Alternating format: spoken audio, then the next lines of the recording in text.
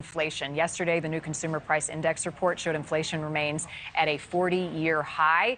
It dropped slightly, however. We're talking 8.2% in September compared to that 8.3% the month before.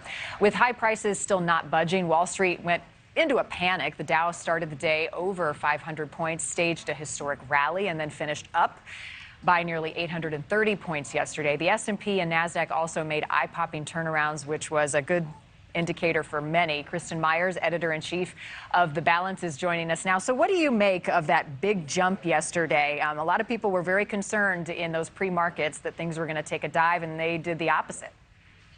Yeah, investors really have not been liking any of the inflation news. And the reason is that the central bank, the Federal Reserve, is essentially going to keep hiking those interest rates in order to bring that inflation down. But we also have other things that are happening right now in the markets. Investors are also considering earnings. We had some of the big financial banks start to really report today, and they are reporting some pretty good things. And so we're starting to see, even in the pre-market trading today, that right now markets are in the green. So investors right now are kind of weighing a couple of different options. One, how are companies performing right now? Well, we're already seeing from the banks that they are doing pretty okay, but then also the concerns that the Fed essentially might send us into a recession by continuing to hike rates to really fight inflation. Yeah, we may see that happen a couple times before the end of the year. Kristin, I want to get to some viewer questions. People have a lot of questions about inflation, the rising costs.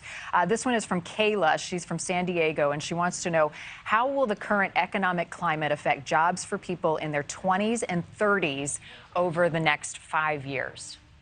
Yeah, that's a very good question, Kayla. So right now, the labor market is incredibly strong, and it's also incredibly tight. So what that means is that there's a lot of employers right now that still need workers. So if you're someone young, if you're in your 20s and you're in your 30s, you're looking for a job or you want to switch jobs, you still have some time to do it. In fact, this is even a great time to really try to negotiate a pay raise or a promotion. However, we still have those fears of a recession. This is still some troubling economic times that we're in right now. And so that window is starting to close. So you want to get in now while you still can. Also expect that we might start to see some job losses going forward. So that unemployment number might start ticking upward. And so if you are someone younger, you really are going to have to kind of gird your belt, because there's definitely going to be some more painful financial times up ahead. Good advice. All right. So the next question comes to us from Brandon, and this is about rising mortgage rates that are a big concern for so many people. He's from Jonestown, Texas, and he asks, when is the right time to purchase a home over the next few years? I get this question a lot. Everyone is really wondering, should I buy now? Should I wait? Maybe prices on a home are going to just completely crash in the next year. And so what I would say to Brandon, honestly, is that the right time to buy a home is honestly when you can afford it.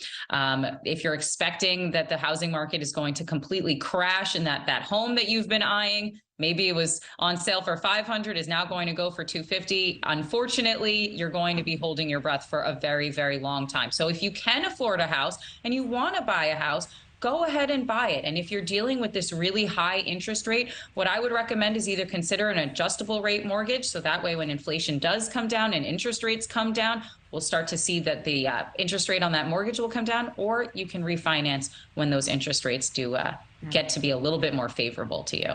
Kristin, a final question. This is from Ellen in New York. She wants to know, is there any way that employers can get closer to matching wage demands due to inflation? Well, we are seeing actually that employers are starting to meet some of those worker demands. We have seen wage growth continue to rise steadily over the last 2 years. And so employers really are trying to give more and more to their workers, because they're struggling really to find workers and to keep the workers that they have. However, those pay raises have not at all been keeping pace with inflation. So workers right now are still struggling against inflation. Is there more that they can be doing? I'm sure that's always the question of the day. It's just a matter of whether your employer will actually give you the raise that you want. Yeah, all good advice and great questions from our viewers this morning. So thank you to them, and Kristin Myers, editor-in-chief of The Balance. Great to see you. Enjoy your weekend. Thanks. Thank you for watching. Go to newsnationnow.com to find NewsNation on your television provider. And don't forget to click the red subscribe button below to get more of NewsNation's fact-driven, unbiased coverage.